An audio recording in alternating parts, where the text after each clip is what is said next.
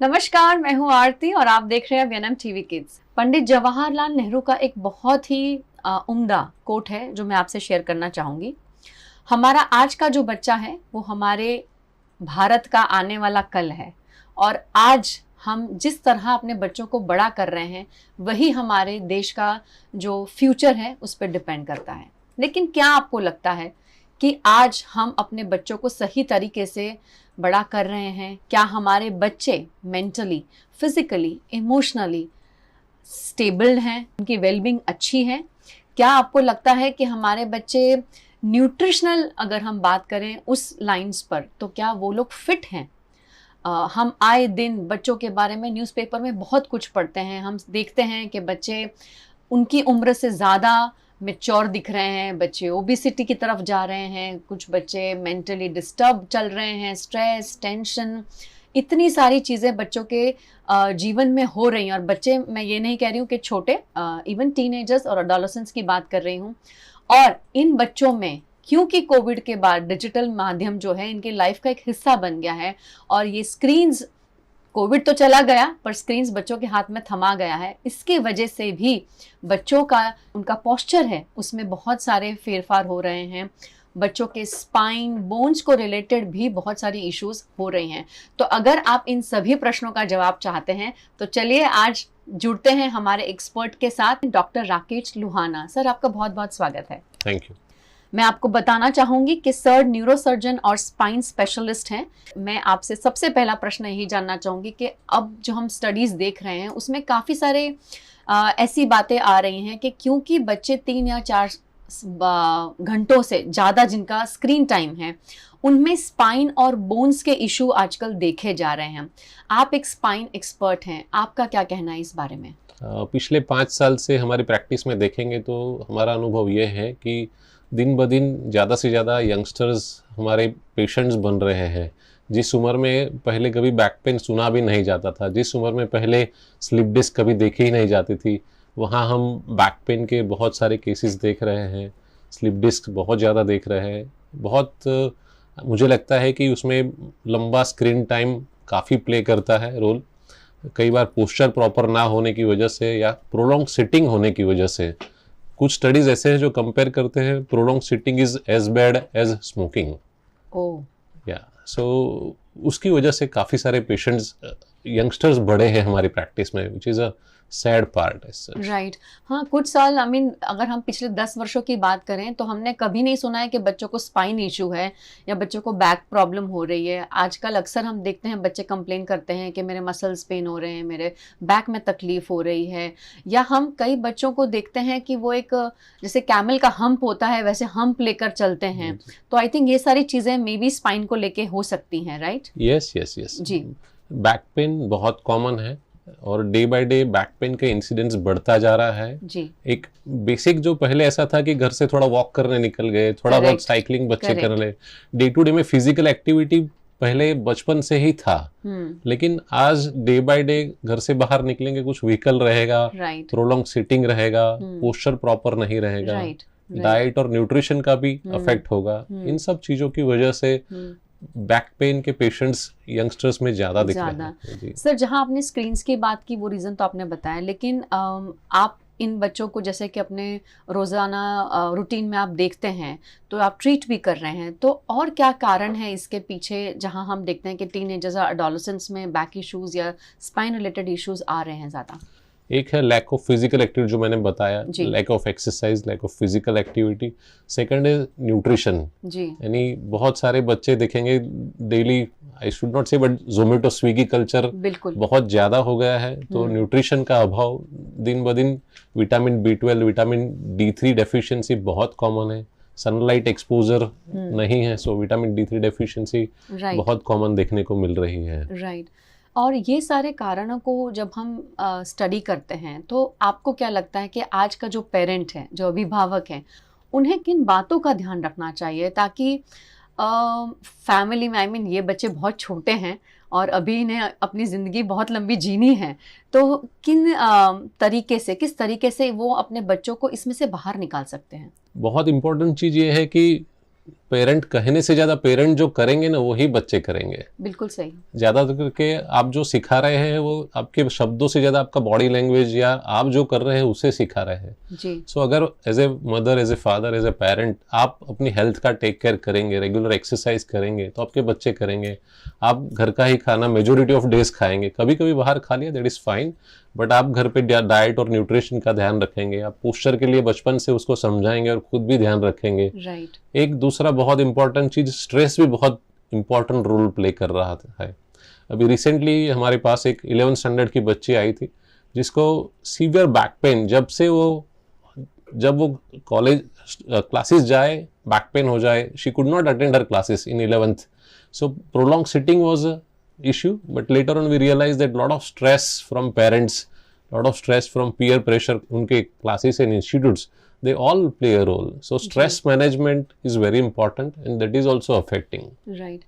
Sir कहीं ना कहीं आपको लगता है कि जो हमारा आज का यूथ है, अगर हम टीन एज की बात करें या एडोलेसेंट्स हैं, यूथ जो है ये बहुत जल्दी हताश हो जाता है क्योंकि कुछ चीज़ें जब लाइफ में नहीं पूरी होती हैं या उनके हिसाब से उन्होंने वो गोल अचीव नहीं किया है और तब वो बहुत ही निराश हो जाते हैं और बहुत जल्दी गिव अप कर देते हैं। क्या कहेंगे आप? आई थिंक उसमें काफ़ी सारा एज ए सोसाइटी और एज ए पेरेंट्स हमारा भी बहुत रोल है जी। अगर बचपन से बच्चे को हम सोचते हैं कि हमारे पास है तो हम देंगे, बचपन से बच्चे को ना सुनने की आदत नहीं है, बचपन से बच्चे को पेशेंस का प्रैक्टिस नहीं किया गया है, so at some point of time when you get failure at one point वो हताश हो जाएंगे। राइट। सो एक वो जो ट्रेनिंग है as a parent, as a society, वो भी जरूरी होता है, वो घर से ही आता है काफी सारा। और आपने बताया कि कहीं ना कहीं ये सारी चीज़ें जो स्ट्रेस है, टेंशन है, वो हमारे बॉडी में, हमारे स्पाइन में अफेक्ट करती है, मतलब कहीं ना कहीं तकलीफ देती है। यस यस, आपका जो स्ट्रेस है that can cause you headache, neck pain, back pain, at times multiple issues के साथ पेशेंट आते हैं। हम बहुत सारे इमेजिंग करा लेते हैं, बहुत सारे ब्लड टेस्ट कराते हैं, everything comes to normal and later on stress turn out to be the cause. Right. Sir आजकल जब हम एजुकेशन की बात करते हैं तो आपको भी पता है और हमें भी पता है, ऑडियंस को भी पता है कि कोविड के बाद बहुत सारी चीज़ें डिजिटल प्लेटफॉर्म पे हो गई। मतलब पढ़ाई तो हो रही थी, अब पढ़ाई तो जो कि हम कहें तो ऑफलाइन हो गई है स्टार्ट, लेकिन बहुत सारी चीज़ें हैं जैसे कि बच्चों की स्कूल की वर्कशीट्स हैं, उनके होमवर्क हैं, टेस्ट के प्रैक्टिस पेपर्स हैं, वो सारे अब एक ऐप के थ्रू बच्चों के पास आते हैं और कहीं ना कहीं प्रिंट आउट निकाले नहीं निकाले उस जद्दोजहद में बच्चे ऐसा कहते हैं कि हम स्क्रीन से पढ़ लेते हैं।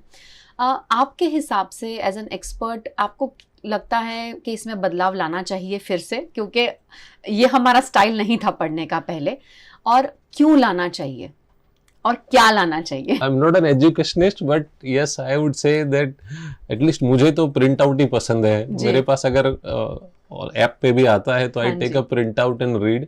जो बुक का जो फील है, अंडरलाइन करने का जो फील है, वो उसमें मजा भी नहीं आता है and it put lot of stress on your eyes as well. Right. So it's I would think that if we can go back to writing, reading, that's writing is also important because बच्चे आजकल लिखते नहीं है तो writing की skills भी धीरे धीरे कम होती जा रही है। बिल्कुल। और बच्चों को आलस आ रहा है बेसिकली। जहाँ हम बात करते हैं कि आप लिखो, प्रैक्टिस करो, तो बच्चे कहते हैं लिखने की क्या जरूरत है, मैंने पढ़ लिया।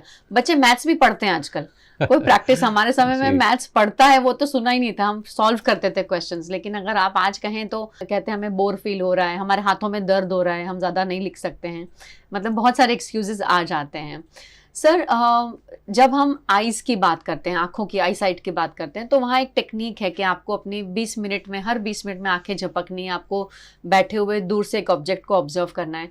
अगर हम पॉस्चर की बात करें, अगर हम लंबे समय तक एक जगह पर बैठे हैं, फॉर एग्जाम्पल बच्चे हैं, अगर स्क्रीन में पढ़ रहे हैं, तो कुछ ऐसी एक्सरसाइजेस हैं जो उन्हें करनी चाहिए जिससे उन्हें थोड़ा सा रिलीफ मिले? यस, सो पोस्चर में ऐसा है कि आपको एक थोड़ा लोअर बैक सपोर्ट के साथ बैठे, थोड़ा नेक को भी सपोर्ट मिले वैसा बैठे, प्रोलॉन्ग सिटिंग अवॉइड करें। एक सेशन में आधा घंटा या 45 मिनट्स बैठे, उसके बाद you can stretch your back, so back की स्ट्रेचिंग एक्सरसाइज है या कोर स्ट्रेंथनिंग एक्सरसाइज है, जी, उससे आपको लॉन्ग टर्म में बेनिफिट रहेगा। Right sir. स्टडीज में ऐसा भी कहा कि अगर बच्चों का जो पोस्चर है, उनका स्पाइन है, उनके बोन्स है, मसल्स है, उनका ध्यान अगर सही समय पे ना रखा जाए तो लेटर ऑन डिफॉर्मिटीज क्रिएट हो जाती हैं। क्या कहेंगे उस बारे में? Posture and strengthening is important. जी, हम लोग, जैसे मैंने बताया, छोटी छोटी उम्र में अभी स्लिप डिस्क देखने को मिलती है। जी। Recently we had operated a girl जो 12th के एग्जाम के दौरान उसको स्लिप डिस्क हुआ, 2 एग्जाम के पेपर के बीच में हमें सर्जरी करना पड़ा।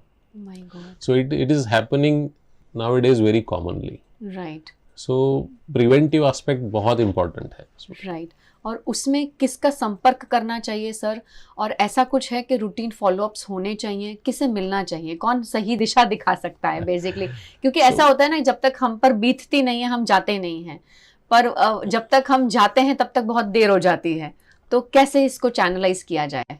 सो बेसिक बैक एक्सरसाइज तो आपको अच्छे कोई फिजियोथेरापिस्ट आपको अच्छे से गाइड कर सकते हैं। जी, बैक पेन के साथ आपको और भी दिक्कत है, जैसे पैरों में कमजोरी होना है, झुंझुनाहट होना है, हाथ पैर में झुंझुनाहट होना नेक पेन के साथ, then you need to meet spine specialist. Sir आपका मैसेज किन बातों का ध्यान रखे आज का हमारा टीनेजर, हमारे एडोलेसेंट, ताकि ये चीज़ों को, क्योंकि बच्चे कई बातें मजाक मस्ती में निकाल देते हैं, शायद वो उन्हें पता नहीं है कि कितनी सीरियस हो सकती हैं। क्या कहेंगे उनके लिए? सो मेरा मैसेज ये रहेगा कि आप अपना पोस्चर पे ध्यान रखिए, जी, डाइट पे ध्यान रखिए, make sure you get enough protein, calcium, leafy vegetables. आप स्लीप पैटर्न पे ध्यान रखें। टीनेजर्स में at times we see that काफ़ी लेट नाइट तक सोना, बहुत लेट मॉर्निंग में उठना, ये आपको लॉन्ग टर्म में हेल्थ में अफेक्ट करता है। Stress is very important, so try to manage your stress and get proper exposure of sunlight. Another thing is relationship skills.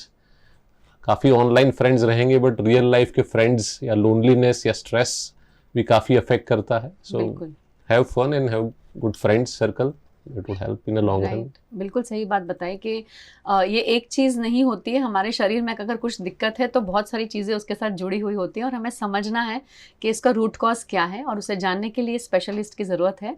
और उनके पास जाने के लिए हमें हिचकिचाना बिल्कुल नहीं है। एटलीस्ट आप अपने पेरेंट्स के साथ अगर ओपनली बात करते हैं, उन्हें बताते हैं कि क्या दिक्कत हो रही है, तो हम और आपके पेरेंट्स डेफिनेटली आपको हेल्प कर सकते हैं। सर, जहां आपने बात की खाने की, फिटनेस की, आजकल बहुत सारे बच्चे जो हैं वो जिम कल्चर के साथ अट्रैक्ट हो जाते हैं। मतलब अगर आप देखें तो अर्ली एडोलेसेंस में एडोलेसेंट बच्चे जिम जाना शुरू कर देते हैं।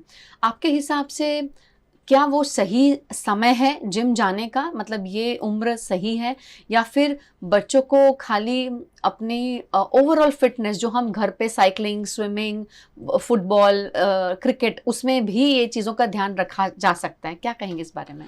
So fitness is important. Whether you do cycling, swimming, running, whether you do gym, they are all okay.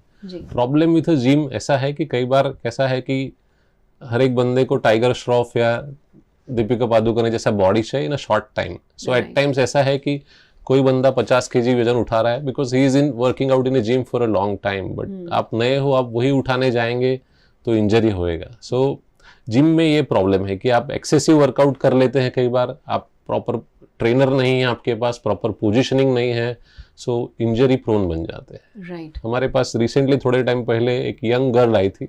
She had won her MRI at the age of 19. It was absolutely fine. She had just back pain, and then she decided to. She was in a modeling career, so a lot of she wanted to work a lot of on her figure. And 2 years later, she had severe back pain, and we got MRI, which shows completely distracted lumbar disc at least 2 levels. Oh. And then she said that she did a lot of heavy deadlifts. Yeah, so okay. That can affect your spine. You have to be, going gradually, take care of proper posture and form, and then you progressively build on the weights basically. Right. I mean, आपको अपने शरीर को समझना बहुत ज़्यादा ज़रूरत है। जी। हर एक बंदे का कैपेसिटी अलग रहता है। बिल्कुल। और खुद के गूगल बाबा ना बने किसी को ज़रूर पूछें, क्योंकि हर चीज़ में हम एक्सपर्ट नहीं हो सकते हैं, ये हम सभी जानते हैं और एक्सेप्ट कर लेना चाहिए। और हाँ, सब नॉलेज हमारे ही पीयर्स के पास है वो भी सही नहीं है। कई बार हमें लगता है कि हमारे पेरेंट्स जो बोल रहे हैं, भाई आप तो बहुत आउटडेटेड हैं, आप तो ओल्ड फैशन है, आपको नहीं पता हमारे इसमें क्या होता है, हम चीज़ों को ऐसा बोल के इग्नोर इग्नोर करते हैं, पर ऐसा नहीं होता है। आई थिंक पेरेंट्स से ज़्यादा बच्चों को कोई अच्छे से जान नहीं सकता है। तो आप जिससे भी पूछना चाहें अच्छे से उस चीज़ पर रिसर्च करें, स्पेशलिस्ट को मिलें। आजकल तो आप जो बोलें वो एक्सपर्ट मौजूद है, आपको मिल सकता है। तो आई थिंक पूरा नॉलेज लेकर फिर उस दिशा में आगे बढ़ें तो बहुत ज़्यादा सही कहा जाएगा। आपके जो बोन्स है, आपका जो स्पाइन है, वो आपके शरीर के सबसे इम्पॉर्टेंट हिस्सा है, तो उसको आप ध्यान रखना बहुत ज़्यादा ज़रूरी है। सर, आपका हमारे साथ जुड़ने के लिए बहुत बहुत धन्यवाद।